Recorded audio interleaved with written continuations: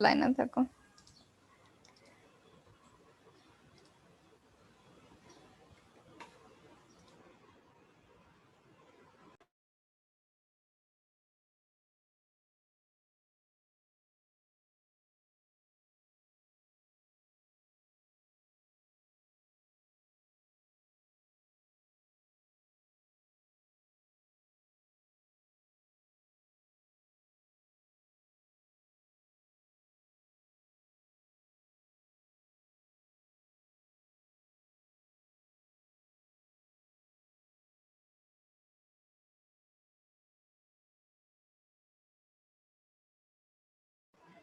Ma'am এই মেশিনেও তো ma'am একটা গ্লাভস পরা উচিত না ওয়ার্কারদের।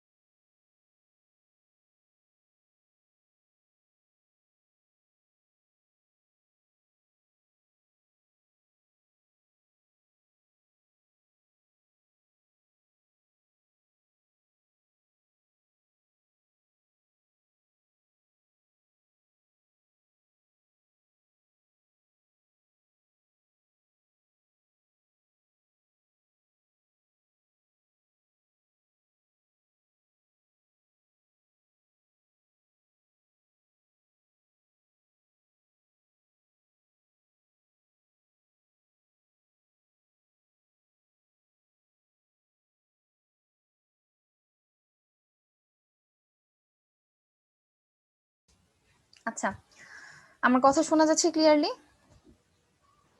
Yes ma'am. জি মিস। তো এই মেশিনটার একটা বেসিক আইডিয়াটা আজকে দিচ্ছি। এটার ওভারঅল আমাদের মোটামুটি ব্যান্ড নাইফের ক্ষেত্রে যদি দেখি, এই মেশিনটা পুরোপুরি স্ট্রেট নাইফ বা রাউন্ড নাইফের থেকে আলাদা, ঠিক আছে? Yes ma'am. এবং এটার কনসেপ্টও আলাদা, মেকানিজমও আলাদা, ওয়ার্কিং প্রসিডিউর আলাদা, ইনফ্যাক্ট আমাদের ইউজার ফিল্ডও একটু সেপারেট। মেশিনের বেসিকটার ব্যাপারে আজকে বলে দিচ্ছি, ঠিক আছে? এটা একটু ভালো মতো বুঝে নাও। মেশিনটা ফার্স্ট অফ অল, এই মেশিনের সাথে অন্য দুইটা সবচেয়ে বেশি যে পার্থক্য, this is also a manually operated power knife, but এক্ষেত্রে আমাদের মেশিনটা এক জায়গায় ফিক্সড থাকে এবং ফ্যাব্রিকটা মেশিনের উপরে মুভেবল হয়। অন্যান্য কেসেসে আমরা ফ্যাব্রিকটা টেবিলের উপরে স্টেবল রেখে মেশিন হচ্ছে গিয়ে তোমার মুভ করাই, আর এখানে হচ্ছে গিয়ে মেশিনটা ফিক্সড রেখে ফ্যাব্রিকটা এটার উপর থেকে মুভ করানো হয়। তো কনসেপ্টটা কোথা থেকে আসছে? দ্য কনসেপ্ট ইজ, যখন আমাদের র্যাপিডলি তাড়াতাড়ি হচ্ছে এরকম একটা ছবি তুমি ড্র করতে পারবা, বাট এখানে কিছু কারেকশন আছে। এই ছবিটাতে প্রথম কথা এই যে এটা টেবিলের উপরে কিছু ছোট ছোট এয়ার বলস থাকে, সেগুলো দেয় নাই। দ্বিতীয়ত এই যে এখান থেকে শুরু করে লম্বা একটা প্লেট গিয়ে গোল একটা প্লেট আছে নাইফ, যেটার মাঝখান থেকে নাইফটা পাস করে, থ্রোট প্লেট, সেটা দেয় নাই। এই দুটো জিনিস দিয়ে ম্যাম তাহলে এটা মেবি কমপ্লিট স্টিলের করতে হয়। পারবা। হ্যাঁ, তুমি এই ছবিটা ইউজ করতে পারো, বাট এখানে দুইটা কারেকশন করতে হবে ছবিটার। সেই কারেকশন গুলো সহ যেন ছবিটা ঠিক করে তুমি আঁকো, এটা হচ্ছে শর্ত। আগে বলে নেই। তো এই মেশিনটার আসলে কনসেপ্টটা কি, এটার ভেতরে কোনো আলাদা পিস অফ নাইফ থাকে না, পুরো মেশিনটা জুড়ে। এই যে বাইরে থেকে আমরা দেখলাম না মেশিনটা দেখতে কিরকম, দূর থেকে একটা শট ছিল, দাঁড়াও এটা বাদ দাও, এটার মধ্যে দেখে আছে কিনা। এটা ফুল লেন্থ ওভারভিউ শট দেয় নাই একদম মেশিনের, তাহলে পুরো জায়গাটা দেখাইতাম তোমাকে। মোটামুটি মেশিনটার লেটস গুগল ইট, বাদ দাও।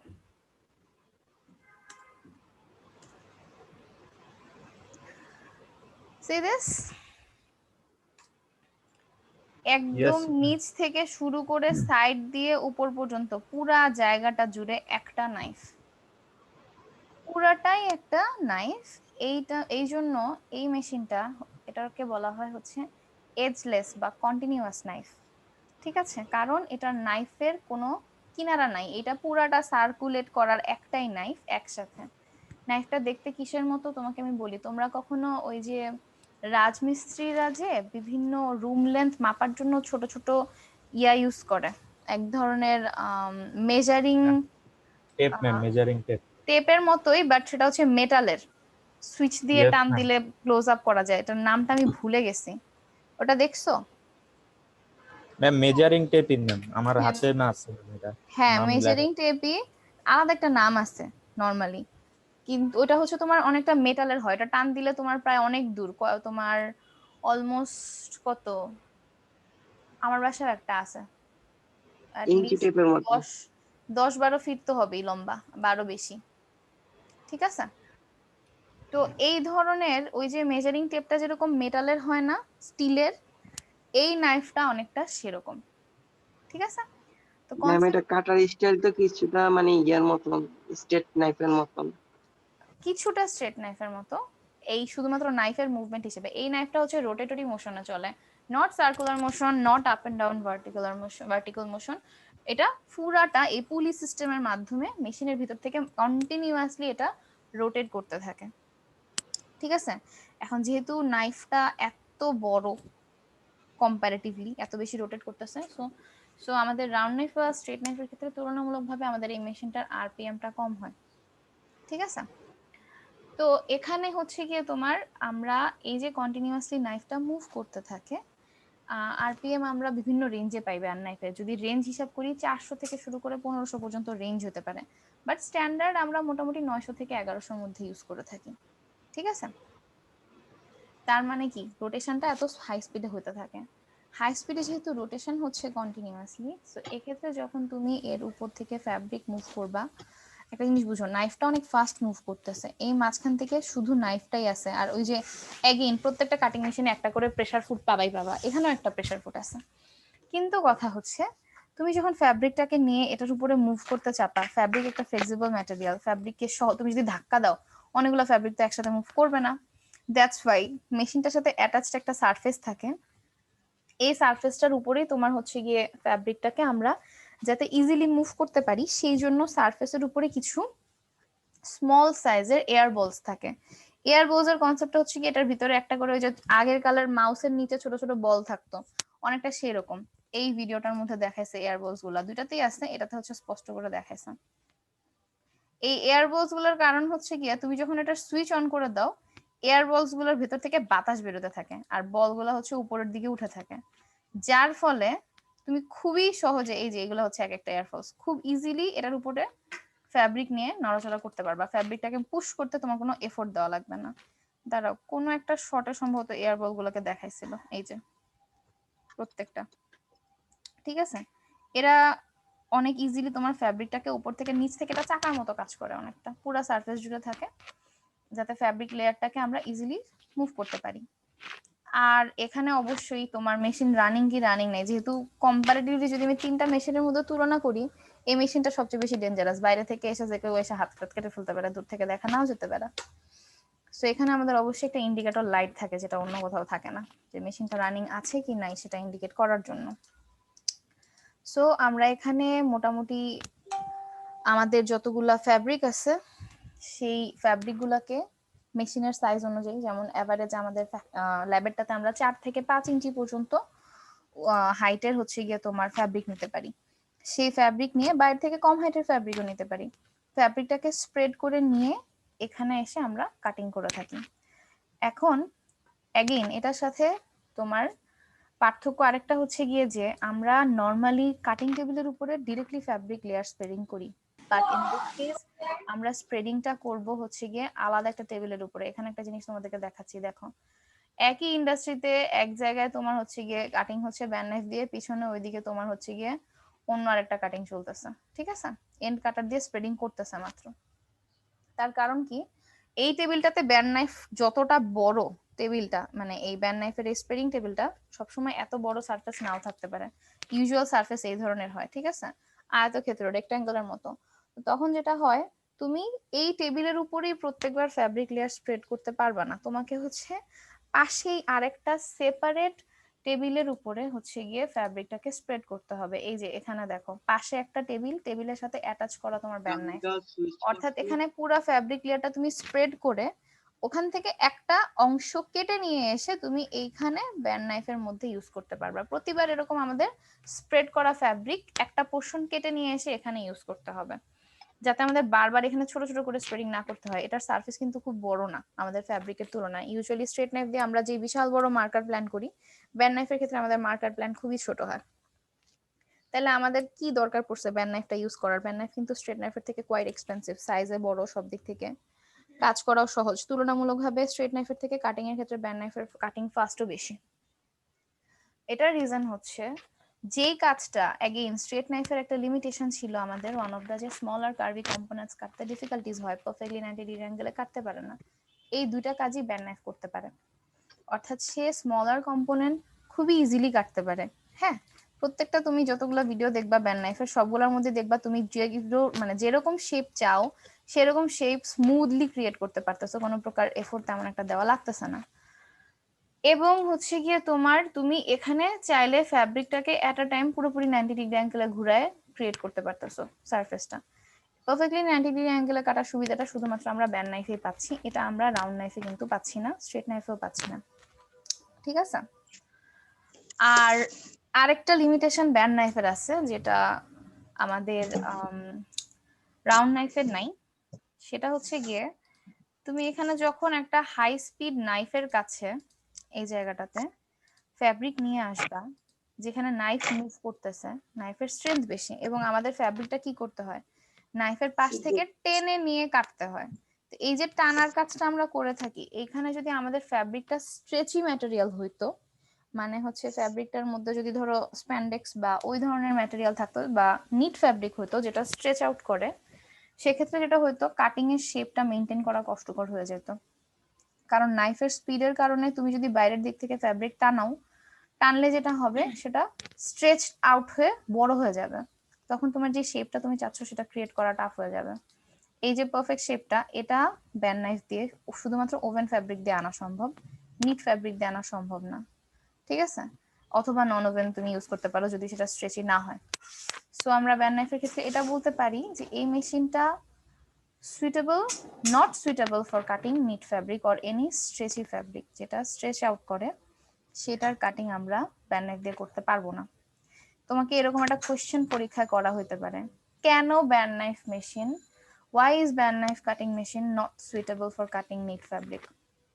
এটার অ্যান্সার হচ্ছে গিয়ে, যেহেতু ব্যান নাইফ কাটিং মেশিনের ক্ষেত্রে নাইফটা ফাস্ট মুভ করতে থাকে, নাইফের রোটেটরি মোশন ইউজ করে আমরা এই কন্টিনিউয়াস নাইফ ইউজ করে কাটিংটা করে থাকি, এই সময় নাইফের মুভমেন্টের কারণে ফ্যাব্রিক যদি টেনে বা ফ্যাব্রিকে যদি পুল আউট করে কাটিং করা হয়, তাহলে ফ্যাব্রিক স্ট্রেচি হলে সেই পুল আউটের সময় ফ্যাব্রিকটা এক্সটেন্ড করে যাবে, যার ফলে আমরা যে শেপে কাট করতে চাচ্ছি প্রপারলি শেপটাতে কাটিং করা যাবে না। দ্যাটস ওয়াই হচ্ছে আমরা ব্যান নাইফ দিয়ে নিট ফ্যাব্রিক কাট করতে পারি না, এইটা হচ্ছে কনসেপ্ট, ঠিক আছে। আচ্ছা, এখন হচ্ছে তোমার কাজ বুঝিয়ে দিই। আমরা লিখবো কি, লিখতেছি হচ্ছে গিয়ে তোমার এই দুটা ভিডিও ইউজ করতে পারো। এটা কার, এটা হচ্ছে মিস্টার কিন হ্যাকারের, দিস ইজ গুড। আর এটা হচ্ছে রেক্সেল পোল্যান্ড, এটার থেকে কিন হ্যাকারটা বেটার। এই সাইটের লিংকটা তোমাদের দেওয়া লাগবে আমার, আমি বলে দিচ্ছি। Clothing industry band knife cutting machine যদি সার্চ দাও, ডিরেক্টলি থার্ডে লিংকটা আসবে, clothing industry band knife cutting machine, এখানে মোটামুটি সব ডিটেলস আছে, তোমার লেখার ক্ষেত্রে সুবিধা হবে। তো ব্যান নাইফে কি কি থাকতেছে আসলে, এই যে প্রথম 5টা পার্ট, নিচে থাকবে মোটর অবভিয়াসলি, উপরে আমাদের হচ্ছে গিয়া তোমার নাইফ পাথ বা হচ্ছে বডি ওয়ার্ক মেশিনের বা মেশিন বডি এটাও বলতে পারো পুরাটা। তারপরে মাঝখানের এই যে লম্বা প্লেন, এখানে এটা এক লাইন দিয়ে দেখাইছে। এই ছবিটা তুমি পুরোটা আঁকলেও মাঝখানের এই অংশটুকু এই ছবিটা আঁকবা না, আমি দেখাই দিচ্ছি কোথা থেকে আঁকতে হবে। এটা হচ্ছে গিয়ে তোমার ব্যান্ড নাইফ, তারপরে হচ্ছে গিয়ে 3 নম্বরে সে দ্বারা দেখাইছে মোটর, 4 নম্বরে পুরো জায়গাটা দেখাইছে ওয়ার্কিং স্পেস, 5 নম্বরে দেখাইছে শার্পনার। এখানে তোমার এই ভিডিওটাতে শার্পনার সেটটা দেখাইছে, গ্রাইন্ডিং স্টোন গুলো ভিতরে কোথায় থাকে দেখো। এই যে পুলি সিস্টেমের নাইফটা হচ্ছে গিয়ে কন্টিনিউয়াসলি রোটেট করতেছে। আর এই যে this is our automatic sharpening, এই মেশিনটাতে কন্টিনিউয়াসলি নাইফটা অটোমেটিক্যালি শার্প হতে থাকে। উপরে তোমার এই ধরনের গ্রাইন্ডিং স্টোনের সেট থাকে যেদিক থেকে ঘুরে নাইফটা আসে, ঠিক আছে, শার্পেন্ড হয়ে। তো এই শার্পনিং সেটটা হচ্ছে আমাদের এই 5 নাম্বারটা, এটা সামনে অ্যাডজাস্টেবল কি আছে, ঠিক আছে, তারপরে প্রেসার অ্যাডজাস্টেবল কি আছে, তারপরে প্রেসার ফুট অ্যাডজাস্ট করার জন্য কি আছে।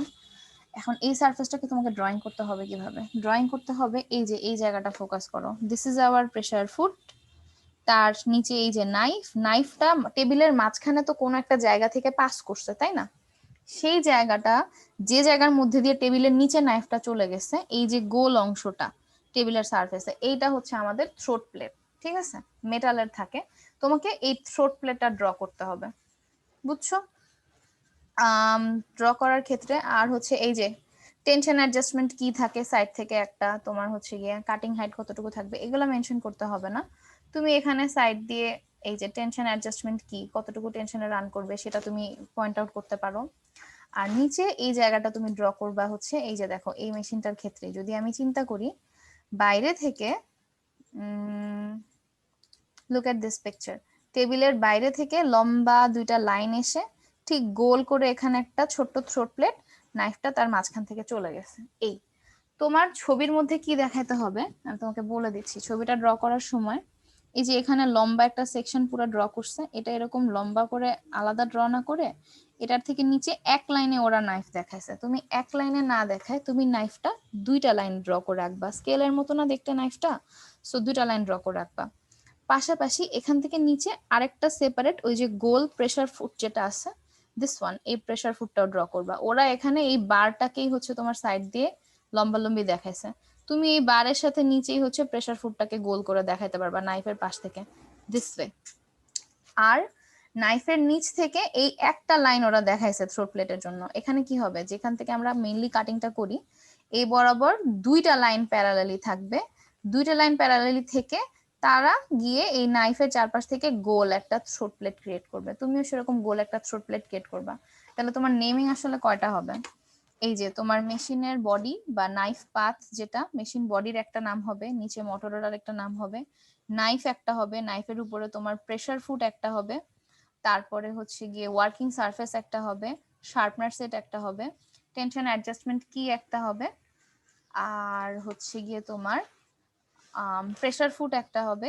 তারপরে হচ্ছে এই টেবিলের উপরে আরেকটা জিনিস তোমাকে দেখাতে হবে, এই পুরো টেবিলটা হচ্ছে কি আমাদের ওয়ার্কিং সারফেস, প্লাস এই টেবিলের উপরে এই যে ছোট ছোট এরকম গোল গোল এয়ার বলস থাকে, এই এয়ার বল গুলা এই টেবিলের উপরে ছোট ছোট গোল গোল গোল গোল ডট ডট দিয়ে তোমার বা ছোট ছোট গোল্লার মতো করে সার্কুলার একটা শেপ ক্রিয়েট করে তুমি এয়ার বল গুলা দিতে পারো, যে এয়ার বল গুলার মুভমেন্টের মাধ্যমেই হচ্ছে আমরা ফ্যাব্রিকটাকে নাড়াচাড়া করাতে পারি, এয়ার বলস না থাকলে এই মেশিনটা আমরা ইউজ করতে পারবো না, ঠিক আছে।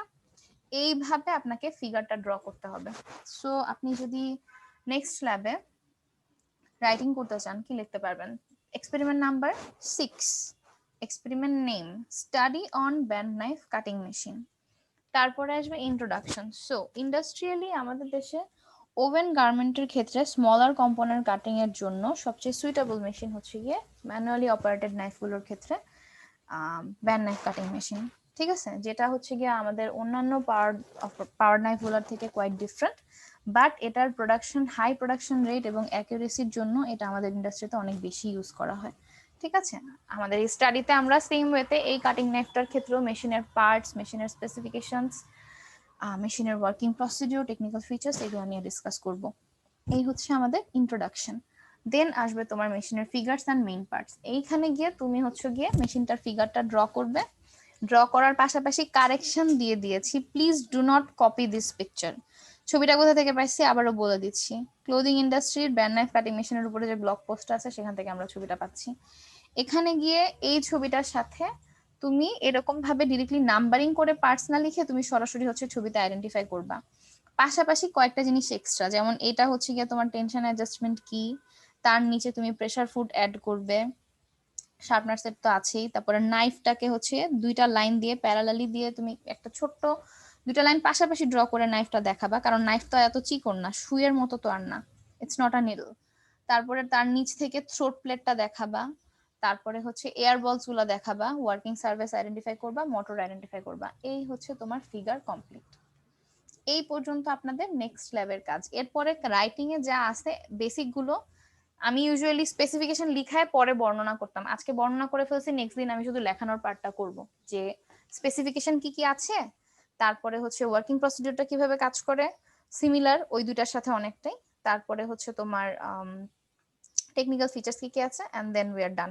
হোপফুলি নেক্সট ল্যাব যেদিন হবে সেদিন ল্যাবে আমি রিপোর্ট কমপ্লিট করে ফেলতে পারবো। ম্যাডাম নেক্সট তো পরীক্ষার পরে। পরীক্ষার পর হলে পরীক্ষার পরেই, আজকে বাসায় বসে বসে ছবি আঁকবা, ঠিক আছে? কথা হচ্ছে এটা, নেক্সট ল্যাবের দিন ছবি আপনাকে এঁকে নিয়ে আসতে হবে, এবং আমি কি কি কারেকশন দিছি এখান থেকে সেটা বুঝছেন তো। এই ছবি ড্র কইরেন না, আমি নাম্বার কেটে দিব যদি আপনি এই ছবি দেন, ডোন্ট ডু ইট, ঠিক আছে? এরকম দেখতে অন্যটা না ম্যাম? তুমি কি নতুন আসছো? কে তুমি? না আমি বলতেছি এরকম করে অন্যটা আঁকবো, সমস্যা নেই। এরকম এইটাই পুরাটা এঁকে জাস্ট এটার মধ্যে কয়েকটা পার্ট না অ্যাড না, করতে বলছি আমি, ওকে মিস। ঠিক আছে? এই হচ্ছে কাজ আপনাদের নেক্সট ল্যাব পর্যন্ত। আচ্ছা, কারো কোনো কোয়েশ্চেন থাকলে বলো এখন।